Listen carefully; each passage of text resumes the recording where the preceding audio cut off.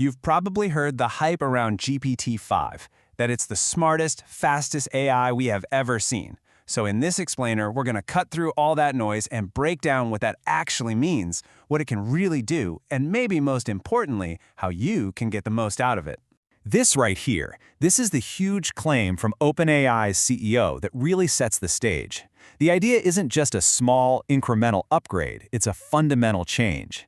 But what would it actually feel like to have a PhD-level expert in your pocket, ready to help you with, well, anything? Okay, so to really get your head around the leap to GPT-5, OpenAI has this brilliant analogy. They frame their models not as software versions, but as stages of education. And when you frame it like that, it just clicks, right? Think about GPT-3 as a really bright high schooler. Flashes of brilliance, but you kind of had to guide it. Then came GPT-4o, which was more like a college student. Genuinely smart, useful for all sorts of things.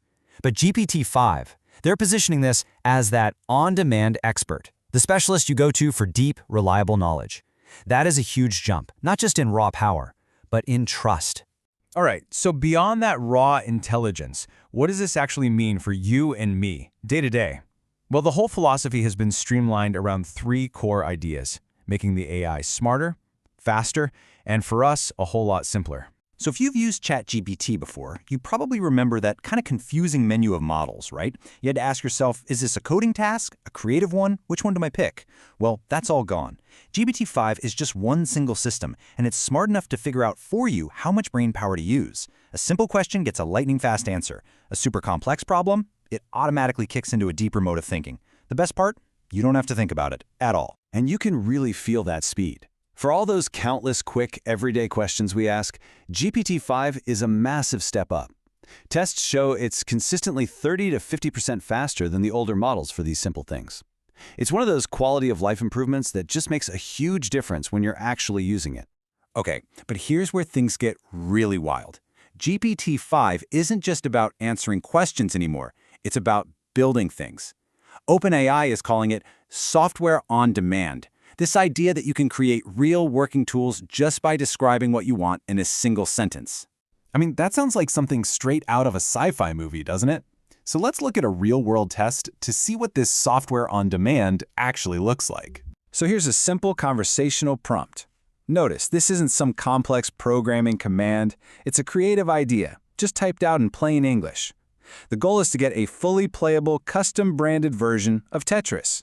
And the result is just remarkable. It actually wrote hundreds of lines of code and created a complete, playable game. But here's where that expert-level thinking comes in. Even though it couldn't use the logo file directly, it analyzed it, pulled out the brand's colors, and applied them to the game. And then it went a step further. It added features that weren't even asked for, like a score, a level counter, and a preview of the next piece. All the little things that make a game feel polished and complete. That's not just following instructions, that's intuition. Okay. So, if the AI can build a whole game from one simple sentence, just imagine what it could do with a great one.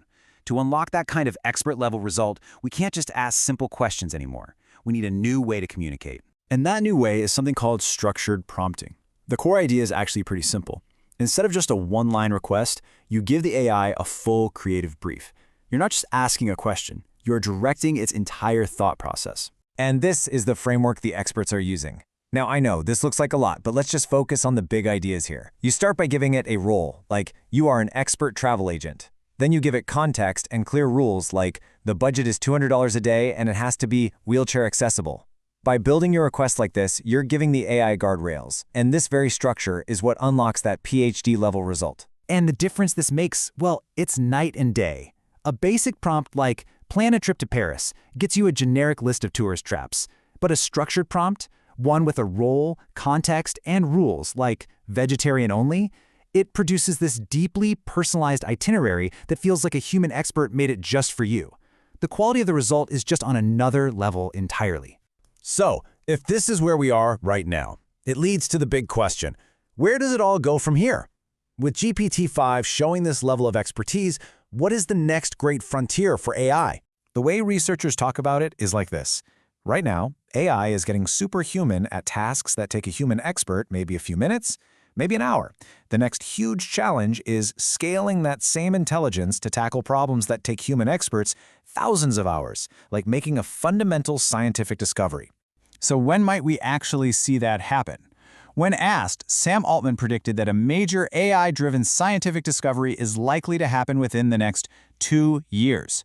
That's how close we might be to this next frontier. So, we're watching these tools evolve from a smart student to a genuine expert collaborator, and maybe, pretty soon, to a scientific discoverer.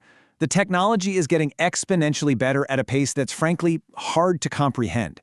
And that leaves all of us with a final, crucial question. Are we?